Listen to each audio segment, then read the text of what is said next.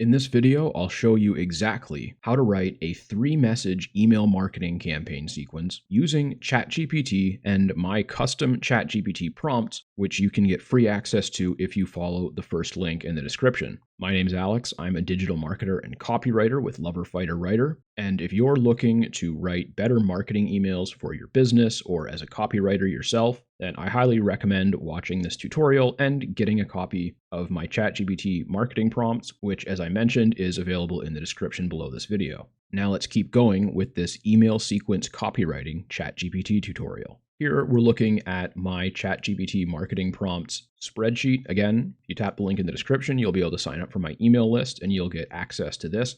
I recommend going to File and Add Shortcut to Drive because that will add a link to this document in your Google Drive so that you can always get the new prompts and the updates that I add. If you don't really use Google Drive, then you can just create a bookmark of this page. And if you want, you can also go to Make a Copy in order to copy it into your own Google Drive so you have a version that you can edit, or you can go to Download and then select the version that you want if you want to download it so you can open it with a different software. And today we're working with prompt number 24, which is standard email marketing sequence. This is going to be similar to one of my recent tutorials where we did a 5-email soap opera sequence, but that is a little bit more advanced and also it's 5 emails. So this is going to be a more beginner-friendly version with a 3-message email marketing sequence. And you can use this to create a autoresponder sequence, which is a series of messages that goes out on autopilot when someone signs up for your list or completes a different action that triggers it. But you can also use this to create a newsletter campaign. So for example, if you already have an email list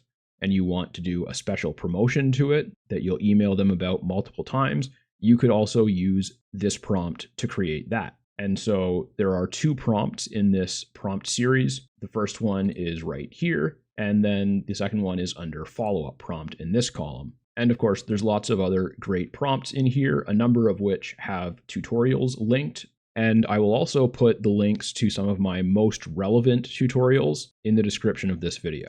And here we are back in ChatGPT. And I already went through this process because I find that it's more efficient for me to do the work ahead of time and then just walk you through exactly how I did it. That way, I don't have to spend time typing and you listening to me type, and I can kind of know exactly where the tutorial is going to go ahead of time. But as always, let me know if you have any questions in the comments, and please leave the video a like and subscribe to the channel if you haven't already. So the first prompt that I used in this ChatGPT conversation is number 23. It's my copywriting voice and tone prompt.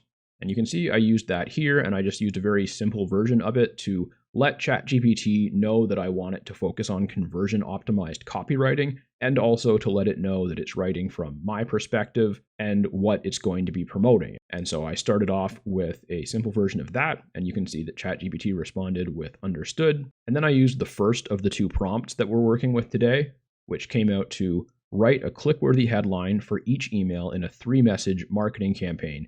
This sequence should prioritize selling PLR content to e-commerce store owners in the wellness space. And when we come back and look at the prompt in the sheet, we can see that there are 2 variables in this, which are offer and customer segment. And so I replaced those with PLR content and with e-commerce store owners in the wellness space.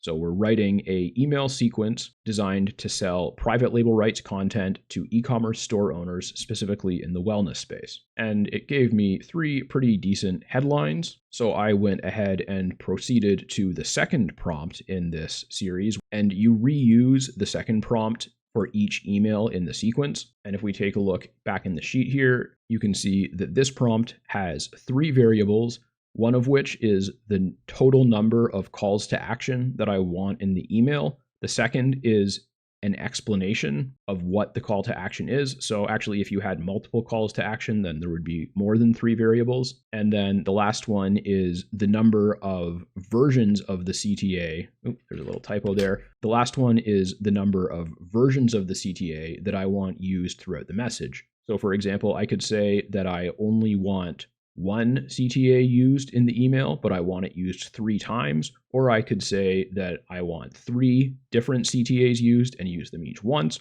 or any variation like that. So you can see the way that I used this prompt was write 2 alternate headlines for email 1, followed by body copy that works with all 3 headlines, include 3 total CTAs, which will link to the following. CTA 1, 20 plus PLR social media posts with ChatGPT training to customize them and write more of similar quality. Include 2 versions of this CTA throughout the message. A2, a YouTube video demonstrating how to use the PLR posts with ChatGPT. Include 1 version of this CTA throughout the message. To summarize, these emails are going to be promoting a bundle of 20 or more PLR social media posts designed for the wellness space, but it's also going to come with a ChatGPT training which buyers can use to customize the PLR for their own brand and also to write additional social media posts of a similar quality. And I asked it to include 2 separate links to the offer and 1 link to a tutorial video that would show them exactly how to use it. And just below that, you can see that it wrote the 2 alternate headlines and then it wrote the body copy. And the copy was quite good, but I had an issue with it because you can see that it put all 3 of the calls to action in the bottom half of the email. And if you don't include the first call to action within the first, say, 5 to 10 lines of the email, then in many cases you will end up with a lower click-through rate. So I had to try a couple of different ways to get it to correct that.